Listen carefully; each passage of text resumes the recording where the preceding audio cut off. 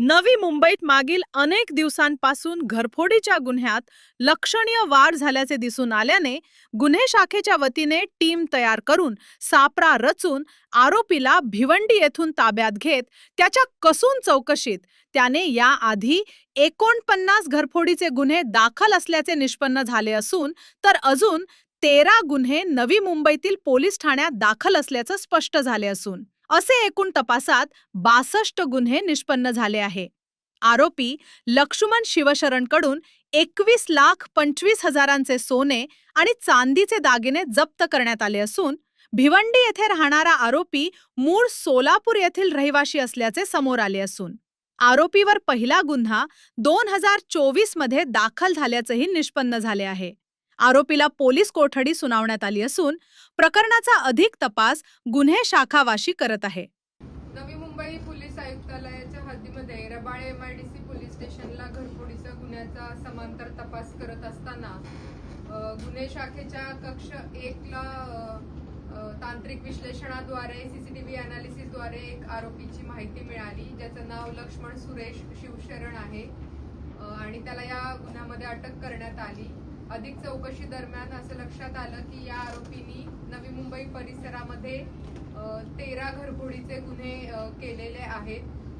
त्याच्यावर पूर्वीचे 49 गुन्हे आहेत आणि या आरोपीकडून 21,25,000 रुपयांचा सोने तसेच चांदीचा घरफोडीमध्ये चोरी केलेला मुद्देमाल जप्त करण्यात आलेला आहे। यामध्ये रबाळे पोलीस स्टेशनचे 4 गुन्हे आहेत, रबाळे एमआयडीसीचे 5 गुन्हे आहेत, कोपरखैरनेचे 2, वाशीचा 1 आणि तुर्भे पोलीस स्टेशनचा 1 असे गुन्हे त्या आरोपीवरती दाखल आहेत। रबाळे एमआयडीसी परिसरात रेकी करून बंद घराचं आणि तो सराईत होता, त्यामुळं बरेच गुन्हे आता जस्ट नोव्हेंबरमध्ये जामिनावरती येऊन परत त्यांनी एवढे गुन्हे केले। कसं आहे, झोपडपट्टी परिसरामध्ये गुन्हे केलेले आहेत त्यांनी आणि बंद घराची रेकी करून केलेले आहेत। कुठल्याही परिसरात बॅकग्राऊंड म्हणजे हा चोऱ्या करूनच जगणार आहे, व्यवसाय वगैरे अविवाहित आहे। सध्या तर तो एकटाच आहे, त्याची अजून पीसी आमच्याकडे आहे। दरम्यान अजून चौकशीत काही निष्पन्न झालं तर आम्ही पुढील कारवाई तपासामध्ये त्यांनी त्या मुद्देमालाची काय विल्हेवाट लावलेली आहे ते आम्ही घेतलेलं आहे आणि ते एव्हिडेन्शियली त्याला व्हॅल्यू असल्यामुळे मी सध्या ते डिस्क्लोज साधारणतः या 49 कधीपासूनचा एक गुन्हे पहिला गुन्हा कधी आहे? 2024 त्यावेळेस तो अविवाहित होता की विवाहित?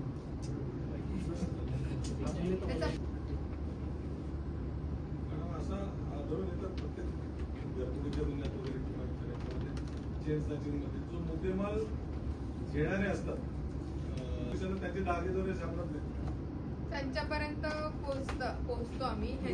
जे दागिने आहेत ते गहाण ठेवले होते एका ठिकाणी आणि काही ठिकाणी लपून ठेवले होते।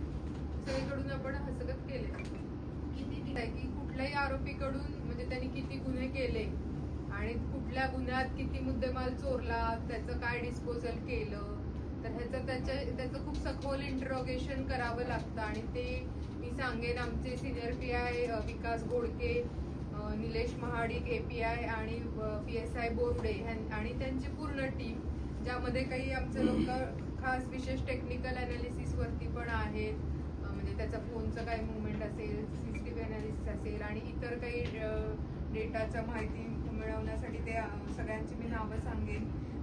ASI अशोक खैरे, हवालदार चंद्रकांत कदम, हवालदार विश्वास भोईर, महिला पोलीस हवालदार अंजली विशे, पोलीस नाईक अजहर मिर्झा, पोलीस शिपाई सचिन पाटील, भारत सानप, विशाल सावरकर आणि महिला पोलीस शिपाई स्नेहा घोरपडे या सगळ्यांनी खूप मेहनत घेऊन हे गुन्हे उघडकीस आणलेले आहेत आणि 80% वर मुद्देमाल रिकव्हर झालेला आहे।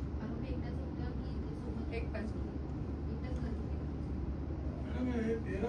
अमोल कांबळे, जनशक्ती, नवी मुंबई।